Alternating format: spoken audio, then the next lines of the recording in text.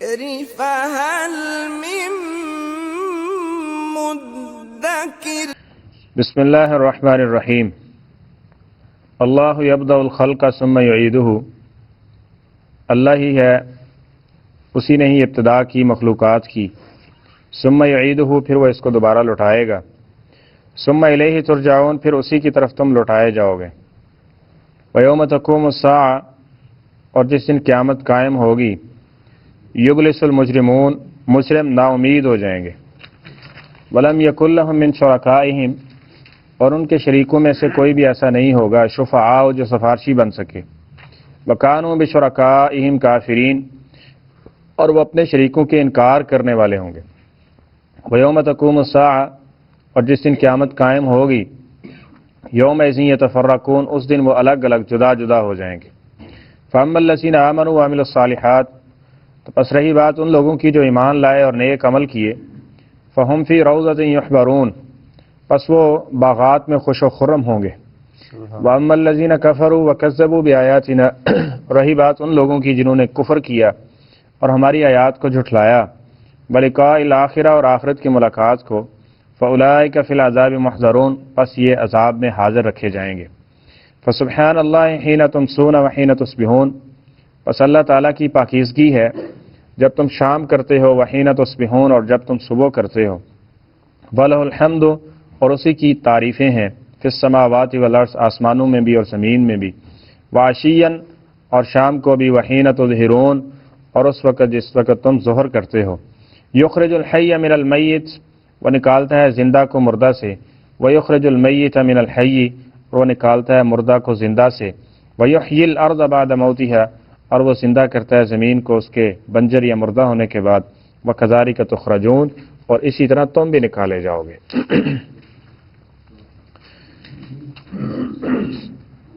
مخلوقات کا آغاز کیسے ہوا؟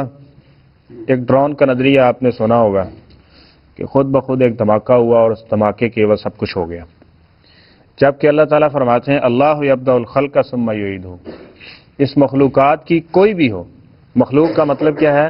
جو بھی چیز تمہیں نظر آنے والی چیز ہے یا نظر نہیں آتی، خوردبین کے ذریعے بھی نظر آتی ہے یا اس سے بھی نظر نہیں آتی، یعنی جس چیز کا بھی وجود ہے وہ مخلوق ہے، وہ خلق ہے۔ خالق کون ہے؟ وہ صرف اللہ کی ذات ہے۔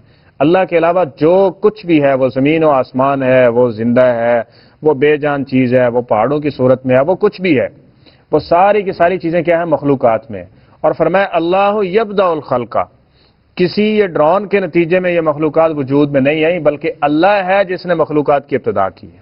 اللہ یبدأ الخلق ثم یعیدہ اور اس کے بعد فرمایا کہ ایسا نہیں ہے کہ یہ اب بن گئے، اب ان کے اوپر کوئی طاقت قوت نہیں رکھتا یا ان کو دوبارہ کوئی مٹا نہیں سکتا، ثم یعیدہ پھر ان کو اللہ تعالیٰ واپس بھی لوٹائے گا، ثم الیہ ترجعون اور اس کے بعد فرمایا تم اس کی طرح لوٹائے جاؤ گے۔ یبدأ الخلق میں اور یعیدہ میں غیب کا صیغہ ہے کہ ان سب کو پیدا کس نے کیا؟ اللہ تعالیٰ نے، پھر ان کو لوٹائے گا پہلی حالت میں۔ پہلی حالت ان کی کیا تھی؟ عدم تھا، کچھ نہیں تھا، یہ ختم کر دیے جائیں گے۔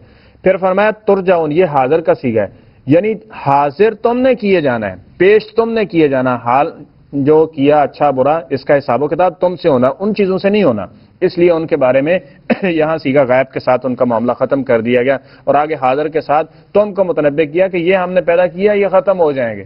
ثم الیہ ترجعون تیسرا مرحلہ یہ ہے کہ اس کے سامنے تم نے کھڑے ہونا ہے، تو وہ تمہارے ساتھ خاص ہے، وہ تم نے اس کا حساب و کتاب دینا ہے۔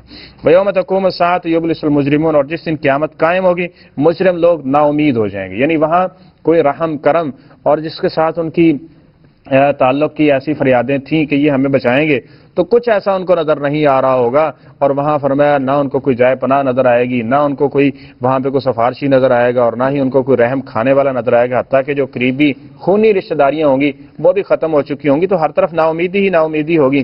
وَلَمْ يَكُنْ لَهُم مِّن شُرَكَائِهِمْ شُفَعَاء اور کچھ مذہبی لوگ اپنے آپ کو مذہبی سمجھنے والے، اور انہوں نے پھر اللہ تعالیٰ کی ذات کے ساتھ شرک کیا اور شریکوں کو سمجھتے تھے کہ ہؤلاء شفعاؤنا عند اللہ، جب ہم پھنسیں گے تو یہ ہمیں اللہ سے چھڑوائیں گے۔ جس طرح مسلمانوں کے ہاں بھی ایک شعر وہ بڑا معروف ہے کہ خدا کا پکڑا چھڑائے محمد صلی اللہ علیہ وسلم، اور محمد صلی اللہ علیہ وسلم کا پکڑا چھڑا کوئی نہیں سکتا، جبکہ نبی کریم صلی اللہ علیہ وسلم اور اصحاب رسول اور اس کے بعد انبیاء کرام کو دیکھ لیں، ان کا کیا ہے؟ جبکہ اللہ تعالیٰ قل اللہم مالک الملک اور لمن الملک اليوم للہ الواحد القہار کا نعرہ ہوگا، اس کے بعد حساب و کتاب شروع ہونے والا ہے۔ پوچھے گا اللہ بتاؤ ہے کوئی تداس دے ہوں کوئی صاحب و کتاب لے سکتا ہے, کوئی ہمارے نظام کو عاجز کر سکتا ہے, تو وہاں للہ الواحد القہار ایک ہی بات ہوگی کہ اللہ سب کچھ ہے ہی تیرا اور تیرے لیے حکم ہے اور تو ہی فیصلہ کرنے والا ہے, اور وہاں پھر اللہ تعالیٰ فیصلہ فرمائے گا. اور یہاں بھی یہ کہ وَلَمْ يَكُنْ لَهُم مِّن شُرَكَائِهِمْ شُفَعَاءُ, اور ان کے شریکوں میں سے کوئی بھی سفارشی نہیں ہوگا. وَكَانُوا بِشُرَكَائِهِمْ كَافِرِينَ, اور وہ اپنے شریکوں کا کیا کر رہے ہوں گے جب اتنی سزاؤں کو دیکھیں گے اور دیکھیں گے کہ جو شرک کرنے والے ان کا انجام یہ ہے, تو کون مانے گا؟ وہاں بھی جھوٹ بولیں گے اور انکار کر دیں گے ہم نے شرک کیا ہی نہیں تھا. وَيَوْمَ تَقُومُ السَّاعَةُ يَوْمَئِذٍ يَتَفَرَّقُونَ, پھر الگ الگ تقسیم کی جائے گی. ایک یوزاؤن کا لفظ استعمال ہوا, ایک یتفرقون کا لفظ استعمال. یوزاؤن کا مطلب کیا ہے کہ ان کو وہ ایک دوسرے کے ساتھ جھگڑیں گے تو ان کو الگ الگ کر دیا جائے گا, تم اپنی جگہ پہ رہو, تم اپنی جگہ پہ رہو, شریک اور ان کے معبود جن کی وہ پیروی کیا کرتے تھے, عبادت کیا کرتے تھے. اور یہ تفرقون کا مطلب کیا ہے کہ اس کی سختیاں اور ان کے عذاب سزائیں دیکھ کے ساری جو قربتیں ہوں گی یہ خود ہی اس کا انکار کر دیں گے. ہماری کوئی کسی کے ساتھ قربت نہیں تھی, یہ ہمارا نہ کوئی رشتہ ناتا تعلق اس کے ساتھ کچھ نہیں تھا. تو فرمایا فَأَمَّا الَّذِينَ آمَنُوا وَعَمِلُوا الصَّالِحَاتِ فَهُمْ فِي رَوْضَةٍ يُحْبَرُونَ, جو لوگ ایمان لائے اور نیک عمل کیے وہ باغات میں خوش و خرم ہوں گے. اس دن بھی یعنی قیامت کے دن بھی ان کے چہرے کے اوپر مسکراہٹ ہوگی, ان کا چہرہ سفید ہوگا. اور دوسری طرف وہ لوگ ہوں گے جن کے چہروں کے اوپر بھی کالک ملی ہوئی ہوگی. اور یبلس المجرمون, اور جرم کی حالت میں ہوں گے تو انتہائی نا امید اور پریشان کن صورتحال میں ہوں گے. اور فرمایا وَأَمَّا الَّذِينَ كَفَرُوا وَكَذَّبُوا بِآيَاتِنَا وَلِقَاءِ الْآخِرَةِ, تین چیزوں کا ذکر کیا گیا کہ جنہوں نے کفر کیا. دوسرا کیا ہے کذبوا بِآيَاتِنَا, ایمان تو لے آئے لیکن اللہ کی آیات کی تکذیب کرتے رہے. نفاق کی صورت بھی اس میں ہے, اور اس کے بعد عملی جو ایک اعتقادی منافق ہوتا ہے, ایک عملی منافق ہوتا ہے. اللہ ہمیں ان سب سے محفوظ فرمائے, وہ بھی اس میں شامل ہے. اور فرمایا تیسرا شخص وہ کون ہے جس کی تیسری برائی کیا ہے وَلِقَاءِ الْآخِرَةِ, آخرت کی ملاقات. آخرت کی عہد جدید کہاں جائیں گے؟ جو آخرت کا مذاق اڑاتے ہیں کہ 10 فٹ اتنے دیاں گلاں یا 10 فٹ تھلے دیاں گلاں, تو قرآن پاک پڑھیں گے تو یہ نظریہ تو ہو ہی نہیں سکتا نا کبھی بھی. جب قرآن پاک نہیں پڑھا اور سیکھا ادھر ادھر سے دین, پھر کیا ہوگا؟ پھر یہی بات ہوگی. یعنی وہ چاہتے ہیں کہ صرف دنیا ہمیں ملے, اس کی کو بات کرے, باقی اوپر آخرت میں کیا ہونے والا. جبکہ یہ دیکھیں فرمایا وَلِقَاءِ الْآخِرَةِ, جنہوں نے آخرت کے ملاقات کا انکار کر دیا, اس کو بھلا دیا, اس کی کوئی تیاری نہیں تھی, تو فَأُولَٰئِکَ فِي الْعَذَابِ مُحْضَرُونَ, یہ لوگ عذاب میں حاضر رکھے جائیں گے.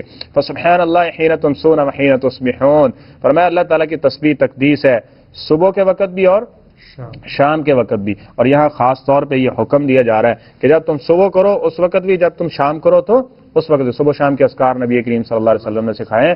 اور سچی بات یہ ہے کہ یہ اذکار اگر انسان اس کے معنی کو دیکھتا ہے تو چھوڑنے کو دل نہیں کرے گا. اگر آپ صحیح معنی سے اس کو دیکھ لینا کہ اذکار کے کیا فوائد ہیں اور اس کے معنی کیا ہیں, اور وہ سارے کا سارا انسان اپنے لیے مانگ رہا ہوتا ہے, اور ایک چھوٹی سی چیزوں چند جملوں کے بس اللہ تعالیٰ اس کو جہنم سے آزاد کر دیں. ایک جملہ پر جو کیا نام ہے اللہم انت ربی ہے, سید الاستغفار, اس کو پڑھ لو تو جو شخص اگر شام سے پہلے فوت ہو جاتا ہے تو وہ جنت میں جاتا ہے. شام کو پڑھ لی, صبح سے پہلے فوت ہو جاتا ہے تو جنت, یا کیسے چھوڑیں گے پھر ہیں. لیکن جب ان کی اہمیت کو سمجھیں گے اس کی طرف آئیں گے. اور قرآن پاک میں بار بار اس کا خاص طور پہ حکم دیا جا رہا ہے.